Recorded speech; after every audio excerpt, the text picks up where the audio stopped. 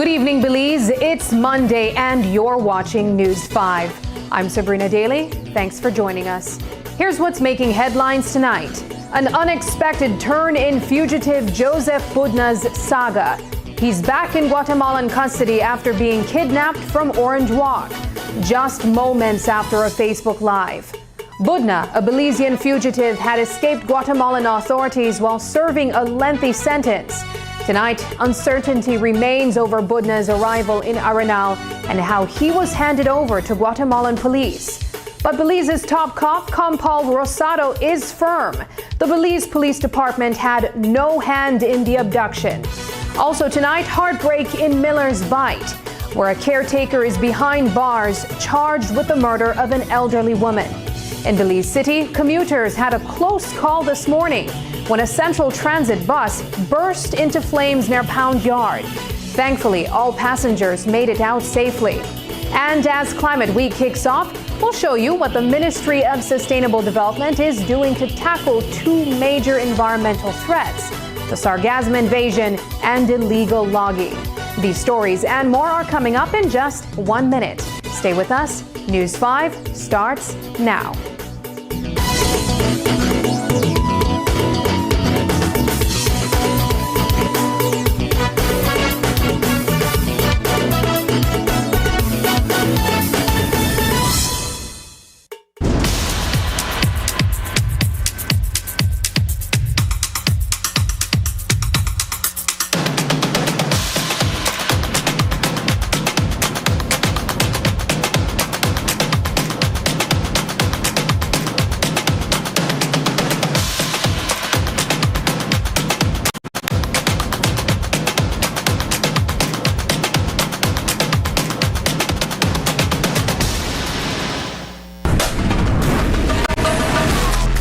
Easy,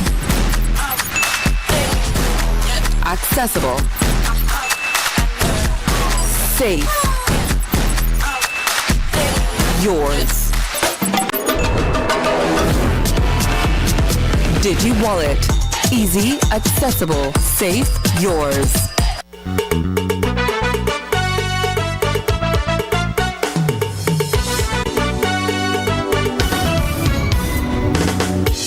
This newscast is brought to you by the Belize Bank Limited. Our country, your bank. Welcome back. It started with a live stream and ended with a mystery that crossed borders. Joseph Budna, known for his outspoken presence on social media, went live from Orange Walk on Friday night. But just minutes after signing off, he vanished. What followed was a whirlwind of rumors, shocking claims, and a dramatic twist that landed him in Guatemala custody. Tonight, we unraveled a strange and troubling story behind Budna's alleged abduction. Joseph Budna took to Facebook Live on Friday night, streaming from a spot near the Orange Walk police station. For 45 minutes, he spoke directly to viewers, but just as things got intense, he abruptly ended the broadcast. What happened in that final moment? That's the question everyone is asking. Listen to me.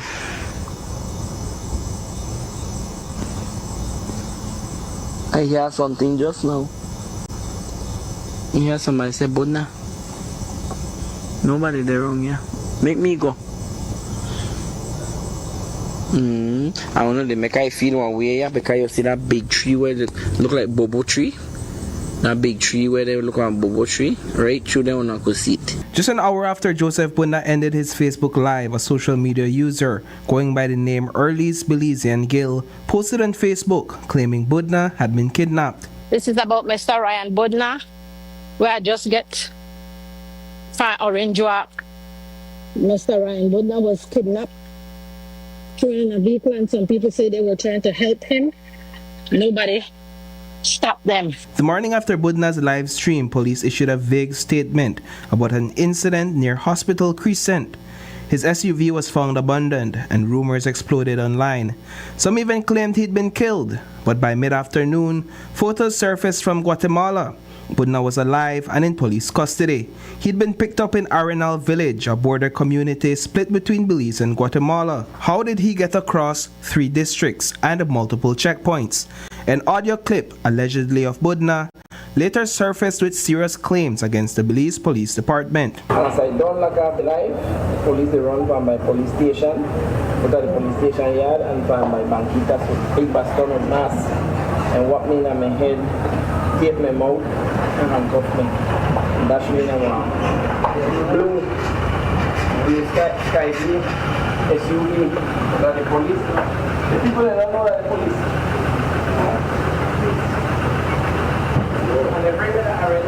The The Belize Police Department later released a more detailed update, confirming what many had already suspected.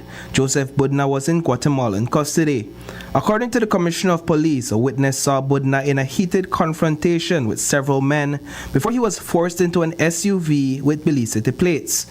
Then came another twist. In a second audio recording, Budna claimed the same vehicle had been tailing him since the night before, suggesting his abduction may have been planned well in advance. They traveled for almost about 3 hours or 3 hours and change, and when they took off, my eyes were blinded with duct tape, grey duct tape, and when I opened my eyes, it was at the Arenal football field where I saw 3 national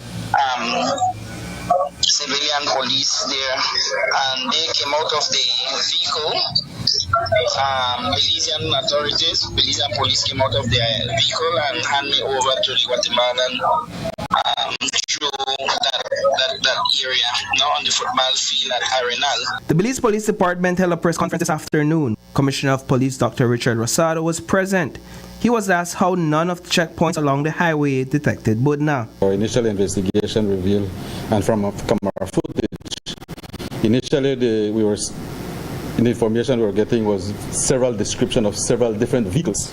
And we have to admit that while our checkpoints were out at strategic location, we cannot ascertain exactly where that vehicle that took Budna went to. But there is a fixed checkpoint on the Hydro Road going to Arenal. So did the officers at the checkpoint make any observations? You have to realize that in Arenal we have several ways to reach to Arenal through the Santa Rosa. They are almost a 3 roads. But so far the investigation is ongoing, and we have not, and whatever it will reveal, whatever is uncovered, we will reveal that. But so far we have not determined that if any dark color is in, Chevy Equinox enter that location. Is there anything to confirm what Mr. Budna is alleging, that he was abducted by police officers? Let me be unequivocally clear. The police department was not involved in the apprehension or the alleged extradition of Mr. Budna. Certain serious allegations were made, and from our initial investigation, what is being alleged was not conducted by our police officers or were not sanctioned by the senior command of the Belize Police Department. The Ministry of Foreign Affairs is now backing the police investigation into Joseph Budna's disappearance. Officials say Belize's embassy in Guatemala has been instructed to work closely with authorities there to gather any available details. In a statement, the ministry also emphasized that there's no evidence that Guatemalan police crossed into Belize to grab Budna. This morning, we caught up with Prime Minister John Briceño and asked the tough question: was this a state-sanctioned extrajudicial extradition?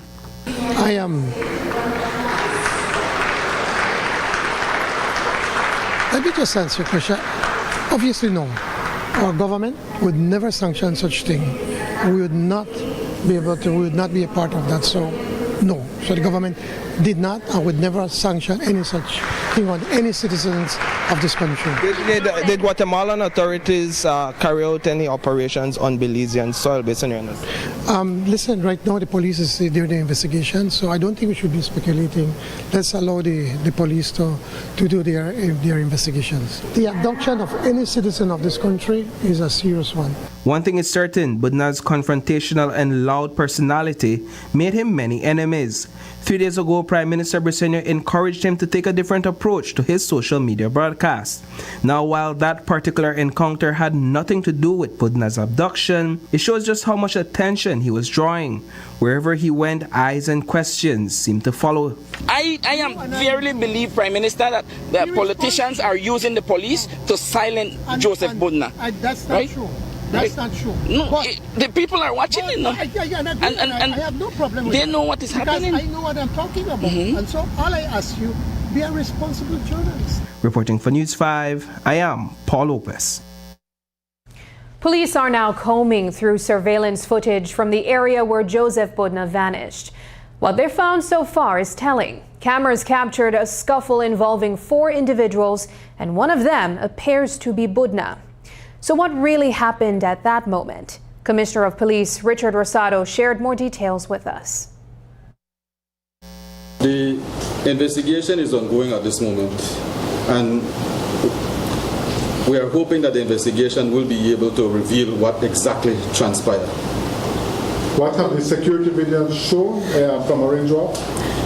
The investigators have been viewing several video footage, and what we do know that there was a confrontation around 4 individuals. One of them fit the description of Joseph Budna, who was placed in it appears to be a car. Anybody can make allegations, and I would want to ask you to allow the investigative process to take its course, and whatever we uncover, we will share with the media. But our investigation so far has not revealed that any police officer approached those individuals, and it was shown in the camera footage that only the confrontation were among 4 individuals. One who appears to be Joseph Budna. We are following several leads. We then saw a post on social media, or I believe one of the media houses forwarded us to us on social media on the following day in the evening. We then contacted our counterparts in the PNC in Guatemala, who confirmed that Joseph Budna was detained in Melchor on an arrest warrant. No additional details were provided to us. Commissioner of Police Richard Rosado says the department is deeply concerned about how Joseph Budna ended up in Guatemalan custody. In an audio recording, Budna claims calls were made directly to the commissioner, but Rosado flatly denies that. Budna also says he warned police ahead of time, giving the license plate and description of the vehicle that allegedly abducted him. But according to Compal Rosado, there's no record of any officer receiving that information. Allegation like this is what creates a vacuum of trust that I must correct, that I must see how we can be more transparent and accountable. It is a history within the department that for some, they have developed that mistrust within the department. And I cannot blame them, but I intend to fix a vacuum of trust. Has there been any specific conversation with Mr. Dubon, the officer commanding for Orange Walk, if the allegation is true, which Budna claims that he sent him all the particulars of the vehicle the abductors were in? That was not communicated to me by Mr. Dubon, and I'm sure if that was communicated, if he had that information, that would have communicated to me or my operational commander, and that was not communicated to us. Tonight, we take a closer look at the man behind the headlines, Joseph Budna.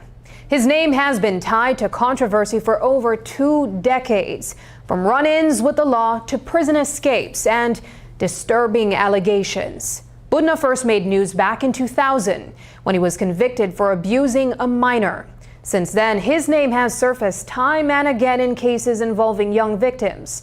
In 2019, he escaped police custody in Guatemala while serving time for kidnapping minors. News 5's Paul Lopez has more on Budna's long and complicated history with the law.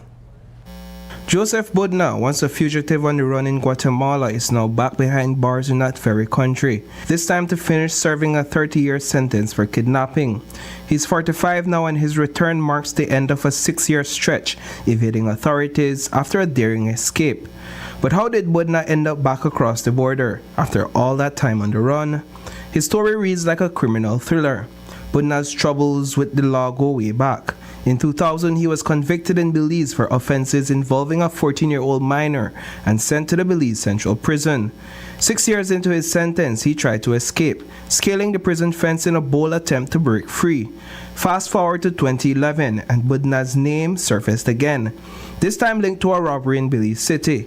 Later that same year, he made headlines once more, accusing the police of illegally detaining him. After leaving the police station, I contacted my attorney, Mr. Errington, immediately and informed him about the detention, which I believe is illegal, and we're taking legal action upon this detention because it's not the first time the police had been harassing me. In 2012, Guatemalan investigators linked Joseph Budna to the kidnapping of 3 teens allegedly held in Honduras.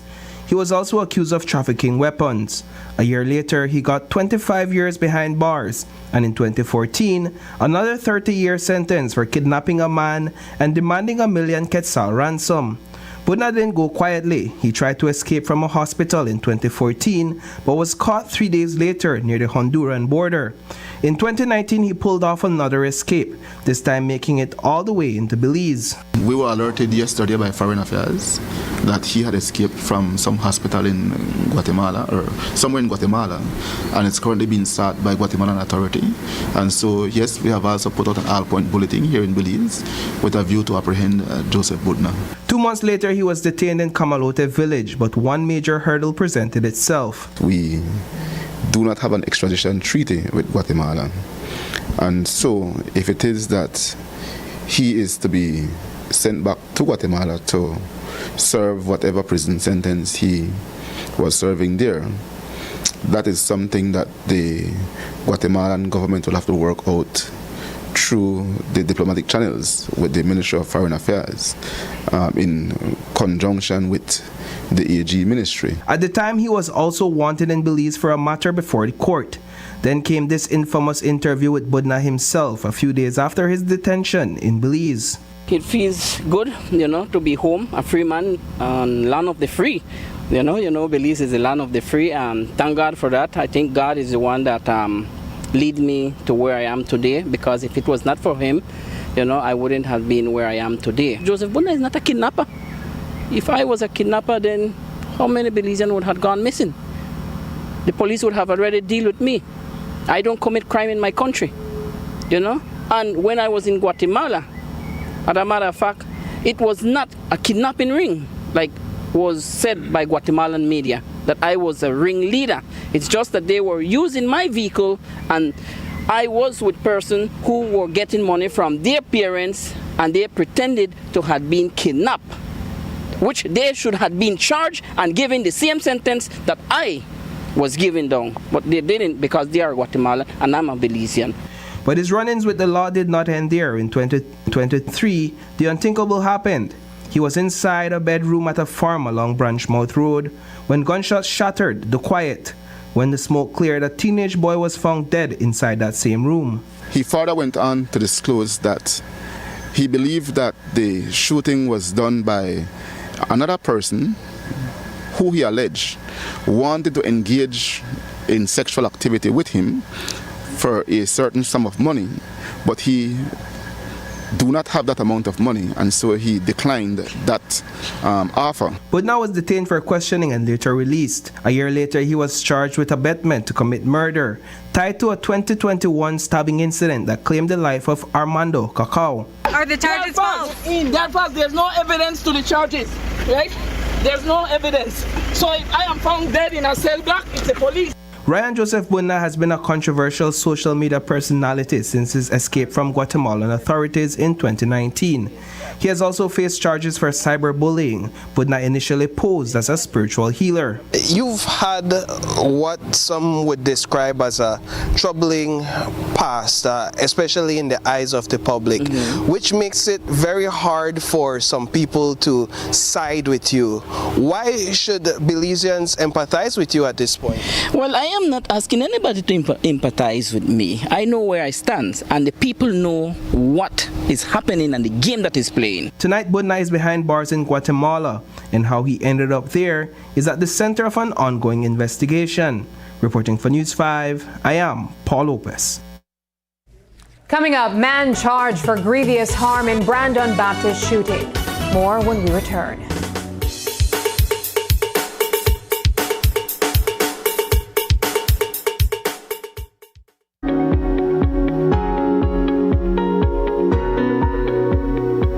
Rest assured, your current banknotes will remain valid and will circulate alongside the new ones. If you have the old banknotes, you will still be able to use them in your day-to-day transactions throughout this transition and after. The central bank will partner with the financial institutions to quickly remove the old banknotes from circulation. The central bank has never demonetized any family of notes. In other words, banknotes from the establishment of the central bank holds the same value today. New look, same value, seamless transition. Learn more at www.centralbank.org.bz. A message from the Central Bank of Belize.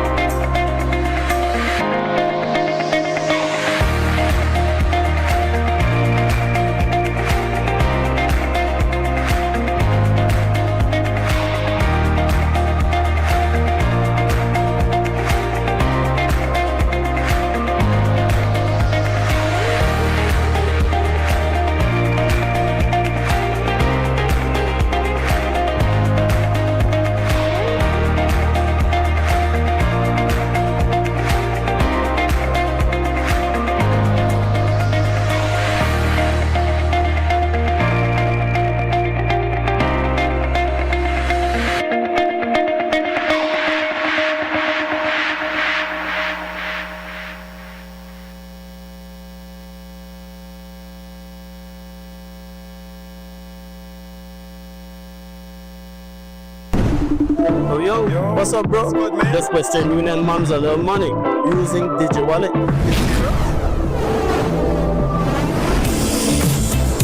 Uncle in the States, pays me too. Same app using DigiWallet. Bro, this is too easy. I can do this from anywhere. No lines, no hassle, just easy. Alright, gotta run, bro. Take it easy.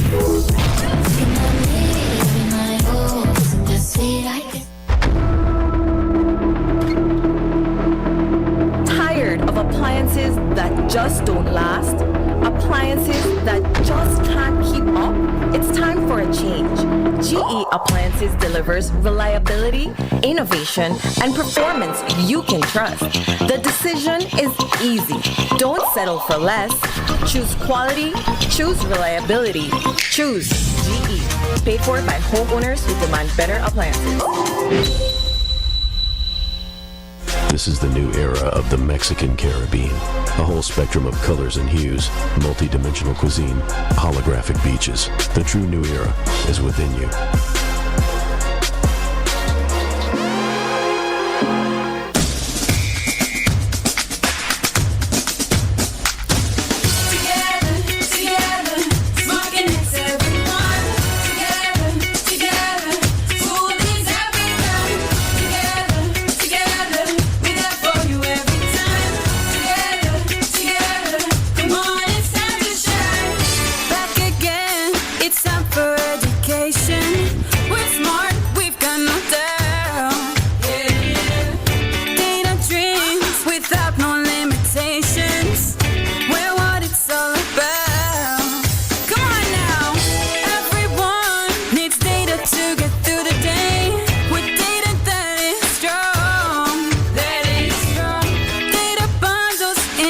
Single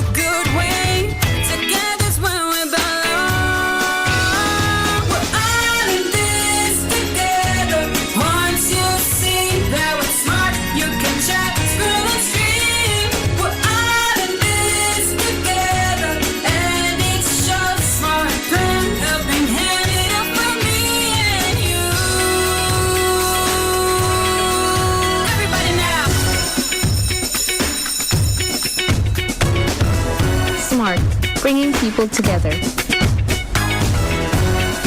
Jamal Shine Barrow was deported to Belize today.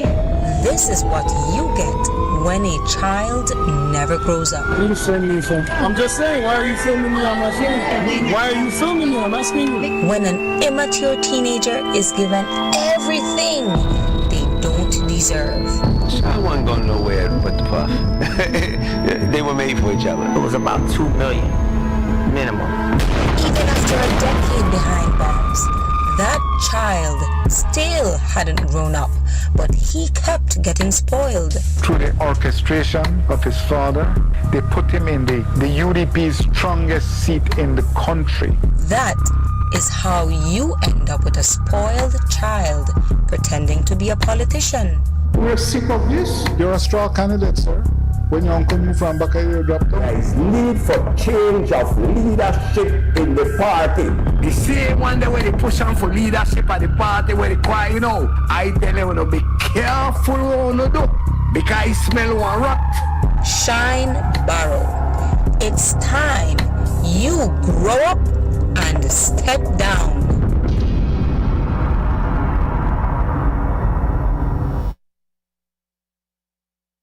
A man has been arrested and charged following the brutal murder of an elderly woman in Miller's Bight.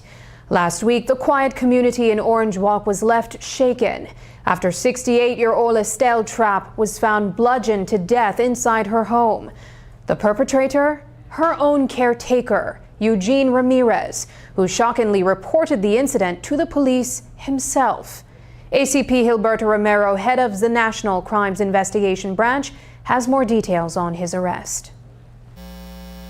Okay, reference the murder of Estelle Trapp. We have since arrested and charged Eugene Ramirez for the crime of murder. A thorough investigation was conducted. Exhibits were retrieved from the scene, and that is what led to this charge. Okay, now, sir, do you all know what was the nature of the relationship? I know he was a caretaker and she lived on the farm, but was there an element of intercourse or any relations between the two? We cannot confirm that. They had a confrontation, an argument at the house, and that is what led to this person causing injuries to Ms. Trapp. Are you able to say what was the nature of the confrontation? We do not know. He mentioned that they had an argument and he hit her with an object, and that is what caused her death. And he turned himself in? He was there present when the police arrived, yes. What was the... Had she been receiving threats from him at anyone? Not that we know of. They both stayed at that isolated location by themselves. Yeah, so was he, he called the police. How did he characterize their relationship when he spoke to police? Because he's merely a worker on the farm.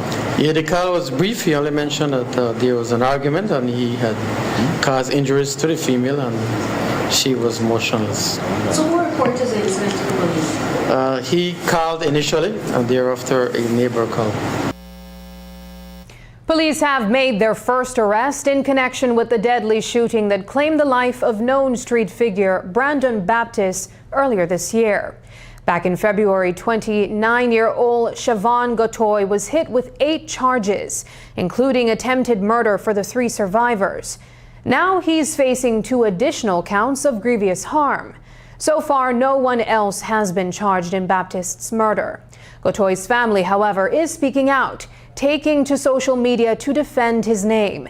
They insist he's not tied to any gang and acted in self-defense, using a licensed firearm to protect himself and others.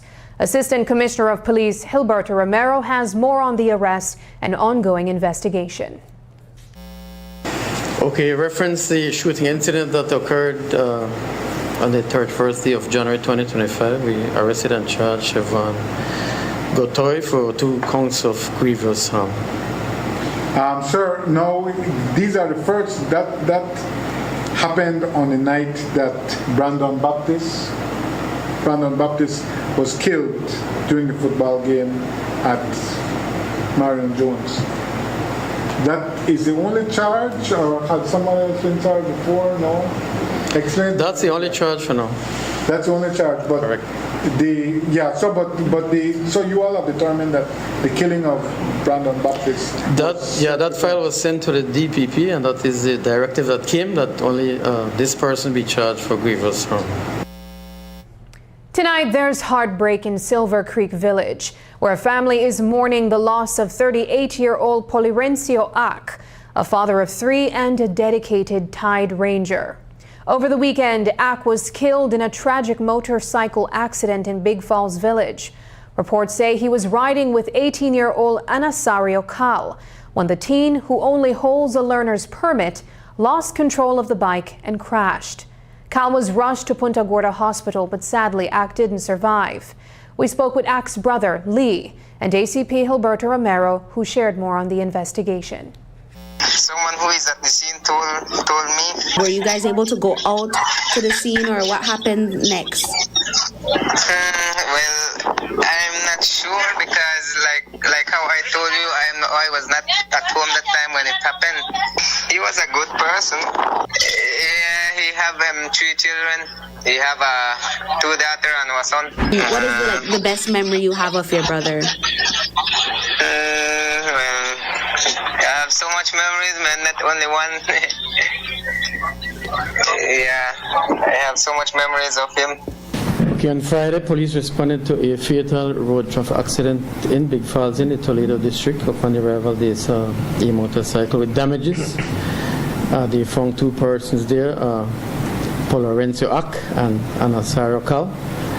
Information is that Cal was driving the motorcycle when he lost control before he arrived at the bridge, causing injuries to Polirencio Ak and Anastacio, causing injuries to himself. Ak was taken for treatment where he succumbed to his injuries. Cal is in custody and has been charged with manslaughter by negligence and causing death by careless conduct. Can you confirm that Cal didn't have a license? That is correct. Were they wearing helmets? They were not. A painful discovery in Valley of Peace has left a family and an entire community in mourning. On Thursday, police responded to reports of a possible drowning. When they arrived, they found the lifeless body of a young boy. He had gone missing near a farm pond earlier that afternoon and was later found in a nearby lagoon. Tonight, we hear from ACP Gilberto Romero, who shares more on this tragic incident. Okay, on Thursday, police responded to a report of a drowning at the Valley of Peace area. Upon arrival, they saw the motionless body of a minor. Information is that the minor was left with his grandfather at the area. At some point, he left from his grandfather where they were doing some work, and thereafter his body was found in a lagoon at the Valley of Peace area. Okay, had he been caught in a net? That is what the person that took him out of the water reported. He was trapped in a net. After the break, Central Transit bus up in flames in Belize City. But first, here's the latest weather update from the Belize Met Service.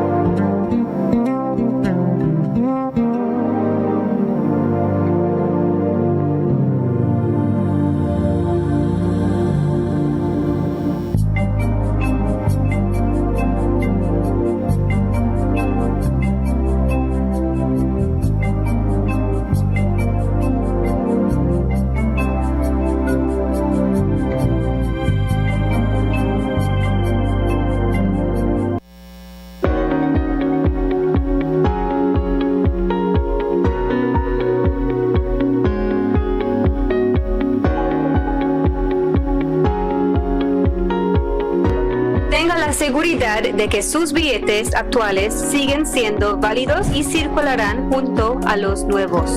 Si tienen los billetes antiguos, los podrán seguir usando en sus transacciones diarias durante esta transición y después. El Banco Central se colaborará con las instituciones financieras para retirar los billetes antiguos. El Banco Central no ha invalidado ninguna serie de billetes en ningún momento. Por lo tanto, cualquier billete emitido por el Banco Central mantiene su valor hoy. Nueva imagen, mismo valor, transición sin problemas. Para obtener más información, visite www.centralbank.org.bz. Un comunicado del Banco Central de Belice.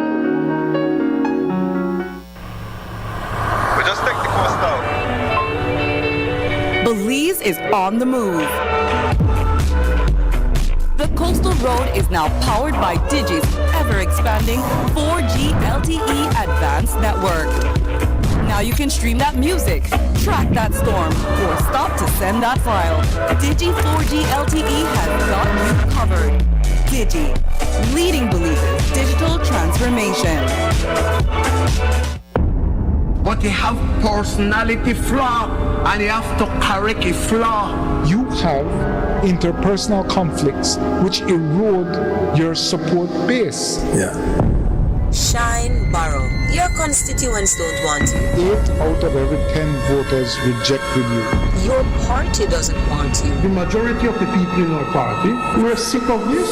We're sick of seeing what's happening in our party. Your own family doesn't want you. It's well known in the constituency that Finnegan wasn't with you. The Barrow thinking is along my line that there is need for change of leadership in the party. Shine Barrow, if your own pa no want you, if your uncle no want you, what makes you think the people want you? It's time for you to grow up and step down.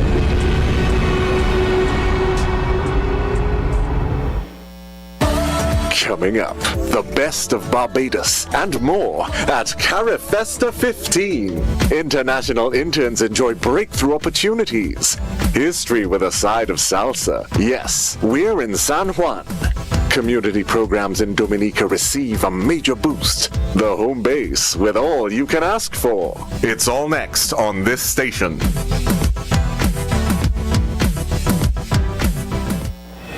This is where blue innovation meets green ambition and orange creativity thrives. Join us for the Belize Investment Summit 2025, September 3rd to 5th at the Sunset Carib in San Pedro. This is the future of regional integration, and it starts here. Whether you're returning home, expanding regionally, or entering new markets, Belize welcomes you. Why Belize? Why now?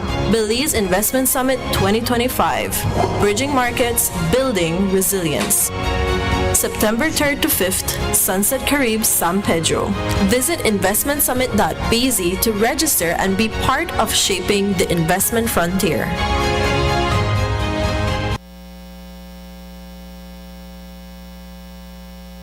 Chaos erupted at the Pound Yard bus stop early this morning when a Central Transit bus caught fire.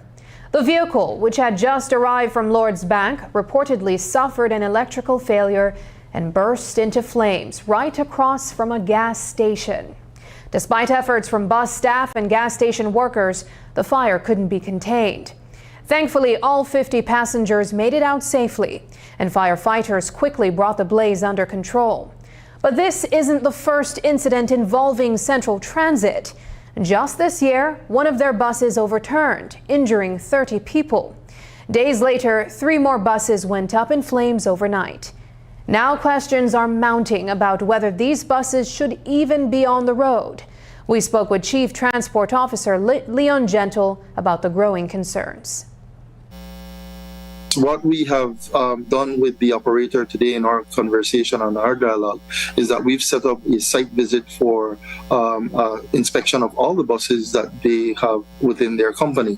And to an extension, we want to do the same for all the bus operators currently running on the public transportation road. So, of course, that operation is coming very soon. These buses are checked on an annual basis, especially when they go in to do their licensing. And so we do do have a certified motor vehicle inspector at each of our stations. And when these buses come for licensing, they are inspected there. The physical inspections include those of looking at the engine to see where there are leaks, if the engine is in the type of shape that it should be at the standard that we require.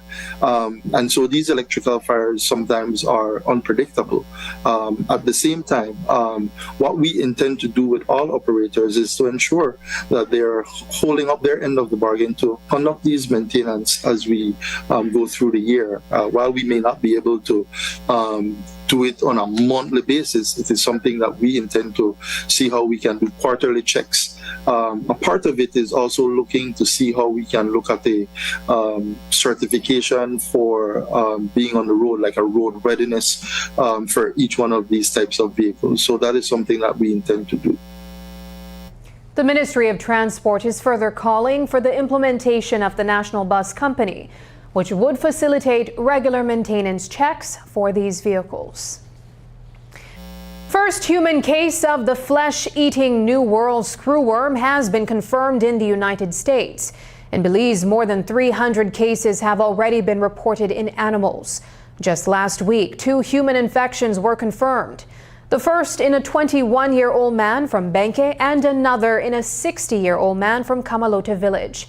Minister Jose Mai says Belize is prepared, though elimination will require U.S. cooperation.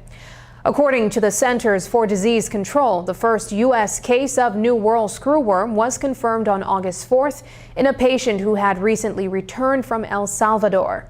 So far, no animal cases have been reported in the U.S. In Belize, the public is urged to stay vigilant and report any suspected cases directly to the Belize Agricultural Health Authority.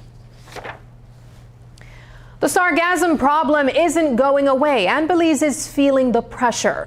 Minister of Sustainable Development Orlando Hebet says the country must secure financial support to tackle the growing crisis head-on. Speaking at Climate Week, Minister Hebet pointed out that while some countries in the region are finding creative ways to repurpose the seaweed, no one has cracked the code on how to fully eliminate it from their shores. It's a stubborn, smelly, and sometimes dangerous invader, and Belize needs help to fight back. So we have to find the assistance, financial assistance. Some will have to come from government, some from the local communities, the local municipalities like San Pedro, Placencia, and to see how we can get international funding. And that is why I mentioned the issue of loss and damage, because that can be not only immediate damage, but can be something that can be there for many years because it starts eroding the coastline, and so that is very important. But sargassum, nobody really has a real hand-down on it, nor Mexico nor the Dominican Republic. Everybody's trying to do the best they can. We are trying to piggyback on some of the things that they are doing. I think there will be a meeting later this year in Europe to see how they can help. I think Finland developed a small machinery that can do some of the processing, and they're working together with the Dominican Republic. But these are pilot projects. You see what happened last week. There's humongous mats, unprecedented, very difficult. But the idea is to try to stop the sargassum from reaching the coast as much as possible. Once it reaches the coast, it's already done the damage. It affects your fisheries, it affects the boats, the propellers of these boats, and then you have the problem of these huge mats coming to shore, which you have to pick up. Many times you pick it up with sand, so you have to let it dry a little and then try to see how you can sift that out to get back the sand and throw away only the dirt. 15 security experts from across CARICOM recently gathered in Trinidad and Tobago for a hands-on fellowship on small arms and light weapons, hosted by the United Nations. The group toured key facilities, including the Trinidad and Tobago Forensic Science Center, where they got a close-up look at how comparisons microscope help crack gun-related crimes. They also visited the police armory to see how laser engravers are used to mark firearms, making them easier to trace and regulate. Belize was represented by Deputy Commissioner of Police Bart Jones, who pitched a bold idea, bringing digital firearm registration to Belize. He shared insights from the program and how it could shape the future of gun control back home.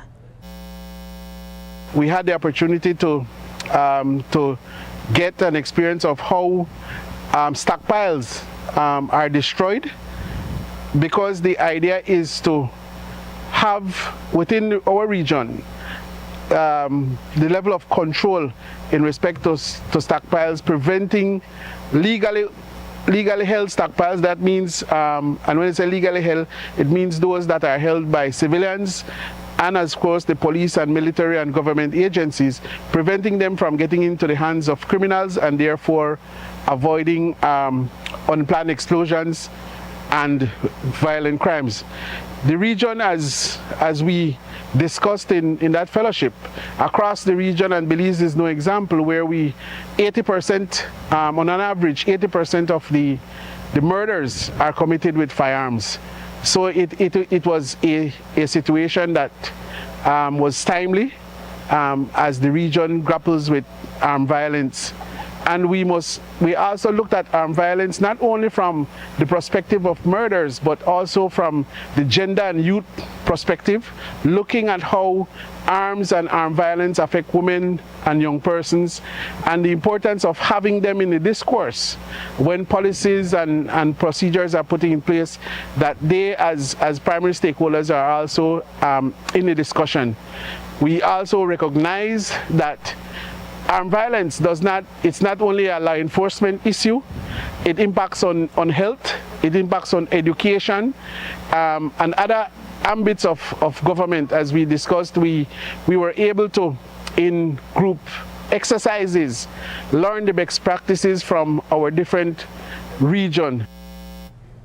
When we return, Belize champions climate resilience and youth engagement.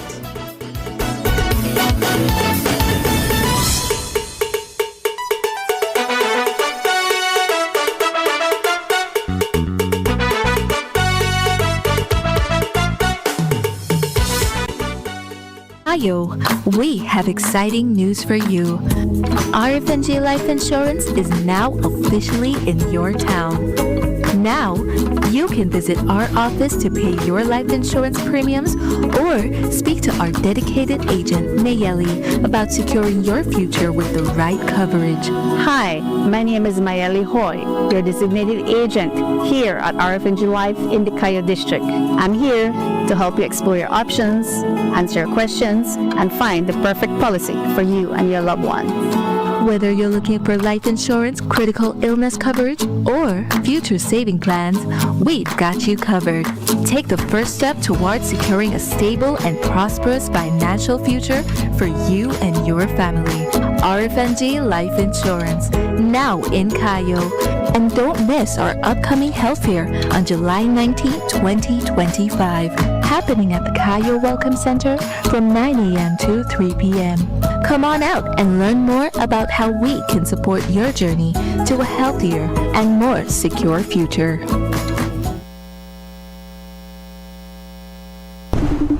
Hola mamá, ¿cómo estás? Te acabo de enviar dinero por Western Union usando DigiWallet. ¿Usted puede creer que mi tía en México me pagó por la misma aplicación usando DigiWallet? ¡Qué bien! Sí, mamá, y es facilísimo. Lo puedo hacer desde donde sea, sin filas y sin estrés. Todo fácil. Bueno, mamá, te dejo. Cuídate mucho. Get ready for back to school with Benny's B-Books. We have limited edition Benny's exercise and composition books just in time for the new school year. Get 6 composition books for 5 B-Bucks and 12 exercise books for only 2 B-Bucks. Benny's and B-Bucks, getting you ready for back to school. We are ready for back to school. Are you?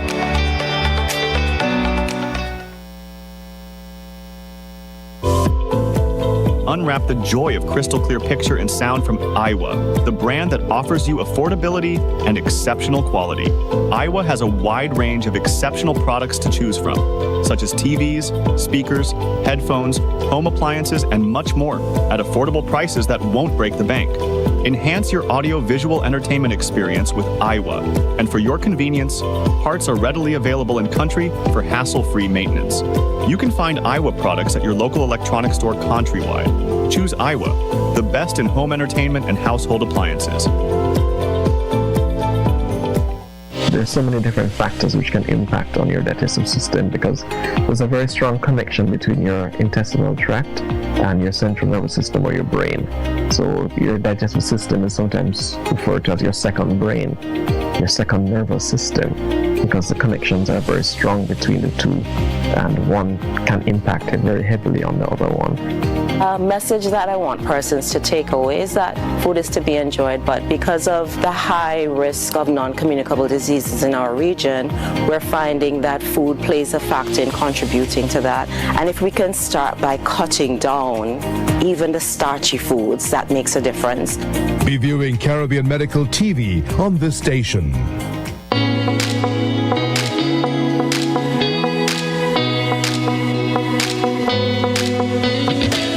Oh man, one more stroll and my data is done.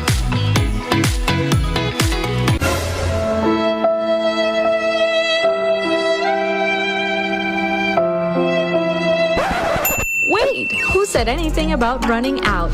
Smart just dropped a more powerful plan that now includes social media data so you can scroll till your fingers cramp. Enjoy free social media data now included in our Flex Choice and Select postpaid plans. Visit any Smart showroom to sign up today because connectivity just got even better. Smart, bringing people together.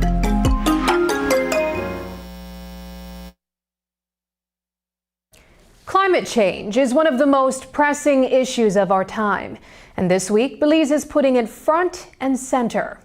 The government of Belize has launched its 4th annual Climate Week right here in Belize City. It's a week packed with panel discussions, interactive booths, and meaningful conversations about how climate change is affecting us all. Day 1 kicked off with a youth engagement forum, giving young Belizeans a platform to speak up and get involved. Throughout the week, teams from the forestry and agriculture departments will be on hand, showcasing the work they've done to protect our natural resources. There's also a strong focus on Indigenous leadership and how communities can access climate financing to build resilience. Both Prime Minister John Briceño and Minister of Sustainable Development Orlando Hebet were at today's opening ceremony, signaling just how seriously the government is taking this issue. We'll take you to the event and hear from some of the key voices leading the charge. I think there's several factors that we need to point out. One is awareness, and I think that more and more Belizeans are becoming aware. They're living the challenges of climate change, but also to point out that the government is fully committed to be able to address some of these challenges. For instance, how we can become a more sustainable country. The issue of energy that has been in the minds of most people, as it is right now, just probably about 2 months or so ago, Belize opened bids for solar power, and we're in the process of probably approving up to 80 megawatts of solar energy. All of that contributes to be able to reduce the carbon emissions in Belize. My concern or my cry internationally has been that we did not create this problem. We do not continue to create this problem. Actually, we are helping the planet. We have expanded the area, got support from the private sector and other agencies to be able to host this event and to put in the booths for the blue zone, the green zone, and to have panels for discussion involving young people, government, the private sector, to see how we can all work together, because as the speeches mentioned, myself, Prime Minister, the Ambassador from Brazil, this is something that we all have to do together. The climate crisis is a problem globally, and so we have to scale up our climate action. But also part of the reason that we are scaling up is because of our international commitments. NDC 1, then 2.0, now 3.0 asks for greater ambition. In greater ambition, we have to put more towards climate action. However, as you note that on Friday we will have a specific day just for climate finance. So it's a climate finance forum because we can do our 3.0 NDC, a stronger potential for implementation, but if the financing is not there, then there is no implementation. Still on the topic of conservation, there's growing concern in the South. The Maya Leaders Alliance is calling on the government to make sure Indigenous voices are included in decisions about protecting forest lands in the Toledo district. Their message comes on the heels of a major biodiversity agreement signed between Belize, Mexico, and Guatemala. While the trilateral deal is being praised for its regional cooperation, Indigenous communities say they don't want to be sidelined, or worse, pushed out of the lands they've cared for generations. This morning, we asked Minister of Sustainable Development Orlando Habet about those concerns. Everybody has to be included. As a matter of fact, we were careful enough that when we did that, the tripartite agreement, that we looked at the areas that would have been covered within Belize proper, because it couldn't be just for the majority of the land area to the conservation area to be just two other countries. Belize had to be included. So we have included, of course, areas in the north, the central corridor, and the south, so that then everybody can be part of the solution. News 5 continues to follow the Forest Department's investigation into the illegal logging in Boston Village that was uncovered a couple weeks back. To date, the department has not provided an update on its investigation and the charges that will be levied against the perpetrators. What made this case even more interesting is the intervention of government ministers when police officers sought to put an end to the logging operation. Those ministers have since provided an explanation as to their involvement. Today, we asked Minister of Sustainable Development Orlando Habet if he has questioned those cabinet colleagues about what transpired. Here's how he responded. No, I haven't spoken to them, but the fact that initially it wasn't an illegal thing, right? Because the person had a logging license for a very short period. I believe it was given on the 15th of May. I don't know when they picked up their document, so maybe they picked it up the week after, up to July 31st. So it was just about 2.5 months. The illegal part there would have been when they went beyond their boundaries, and also when they went beyond the 31st of July. Minister, is it unusual though that the equipment being used at that location was left to be taken back to the sawmill for that operator? Shouldn't you require like a court order for that to have happened? I am not aware about that, but if that happened, then possibly yes, because then the government, the forest department will have to see what is doing there. But if they had the equipment there because they were harvesting lumber illegally, then who knows? And we don't know. We are doing the investigation. How can you tell which logs were harvested up to the 31st of July or the 2nd and 3rd of August? So you should be telling us that because you guys are the regulators. How do you ensure that what should be done is done on the ground? But how can your personnel be out there every day? They might be there once a week, but they can't be there every day. How do we change that? Maybe through technology, maybe AI, maybe putting in drones and the like, but it's our satellite systems. With the police to assist as well? I don't know if we have sufficient police to be doing the policing of logging. So when will there be an update on who will be charged for illegal logging in Boston Village and what charges will be levied, if any at all? Minister Habet says the department is consulting with its legal team. The Forest Department has sought the assistance from our legal counsel. All that has been worked out. They're going to be levying charges. I can't tell you what it is now, but that has happened. And on the positive side, I think that the material that was taken out of Boston Village, the chairperson and his village council have asked for us to consider that they get some of those materials. They can't get it free of cost because the cost they have to pay the royalty and maybe a small cost that has to be placed to it, but they will be given some of the materials for them to have the opportunity to do maybe the replenishment or refurbishment of their village council building, maybe the repairs to the schools or whatever it is, the church, whatever it is that they can use it for positively. Up next, a review of a weekend filled with sports with Paul Lopez.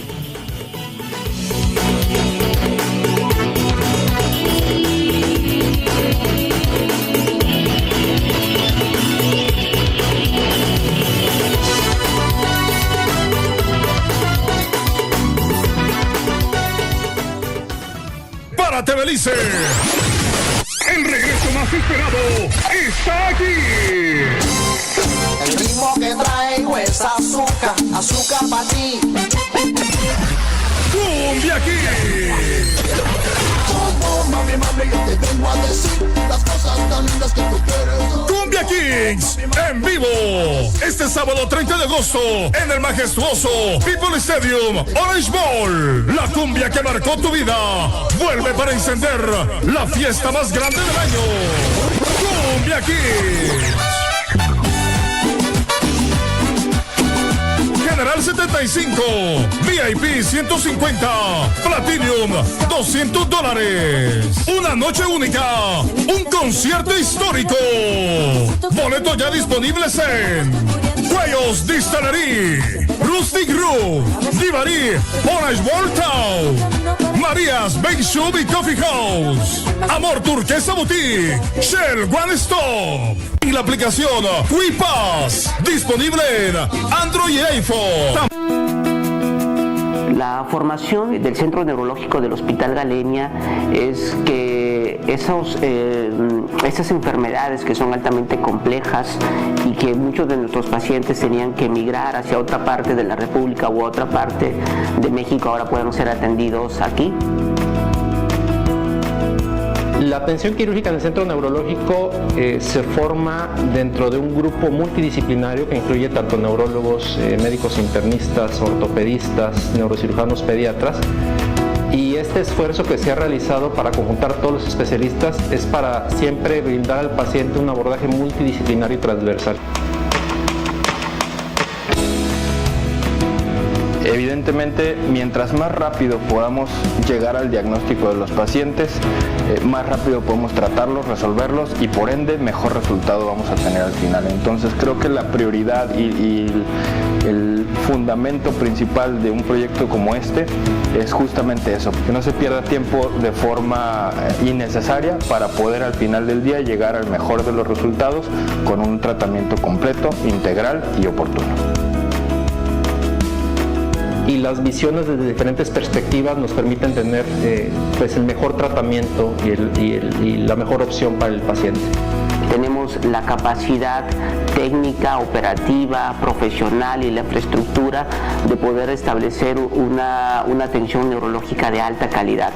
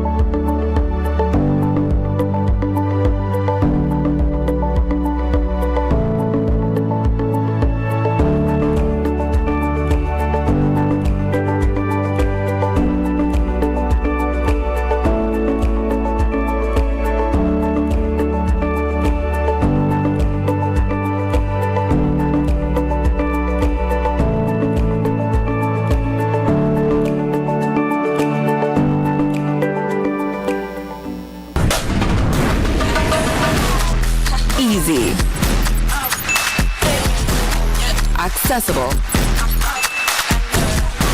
safe, yours. DigiWallet. Easy, accessible, safe, yours.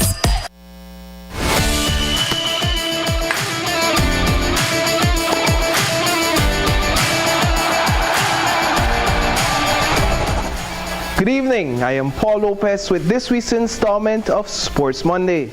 On Friday night, the Easy Investment Dream Ballers secured their spot in the Belize Premier Basketball League's Toucan Cup Finals after a thrilling winner-go-home match against the Punta Gorda Panthers. After 4 quarters of playtime inside the Russell Chiste Garcia Stadium, the Anguilla Dream Ballers came out on top with a score of 74 to their opponent's 55 points. We heard from head coach Byron Flowers about the team's historic trip to the finals. Well, this is history in the making. This is the first time the Dream Ballers have ever advanced in the playoffs. So I'm overwhelmed right now. We prepared really hard for this, you know. Yeah. Now the Panthers had your backs against the wall when they won that second game. What did you all have to adjust? No, we weren't panicking because it was a back-to-back game, and in the last 3 minutes I saw that my guys' legs were gone, so it was just a game. We knew when we came back home it would have been over. We also heard from Kirk Shabba-Smith, who was good for 10 points and 10 rebounds within 32 minutes of playtime. It was a win-or-go-home game. We knew we couldn't lose. We knew we needed to come in and focus. Our bench was, we had great energy off our bench. Everybody came to hoop. You look at the stat line, we all had 9, 10, like everybody was spread out, scoring, sharing the ball. It's probably our best game yet. The star player of the night was under 21 team member Ian Wade. He stepped into the game a bit timid but grew bolder with every passing moment. Wade only got 12 minutes of playtime, but he was able to make every minute count with 10 points, 6 rebounds and 2 steals. Wade also had the crowd on his side, cheering him on with every play. That's why I give all thanks to God, because we told you nothing happened without God. Just composure, that's all it takes, and put in the hard work.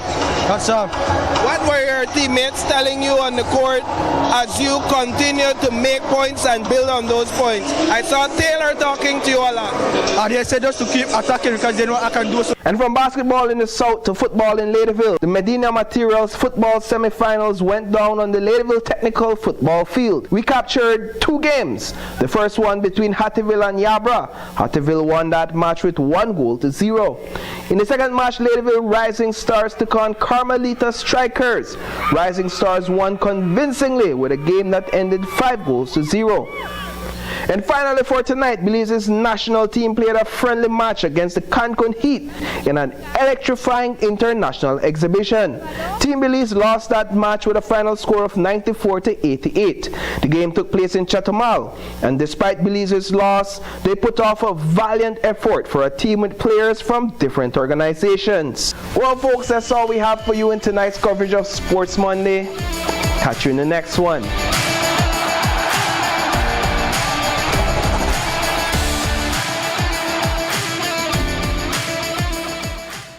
And that's the news. Tonight's broadcast is available at greaterbelize.com, on our Facebook and on YouTube.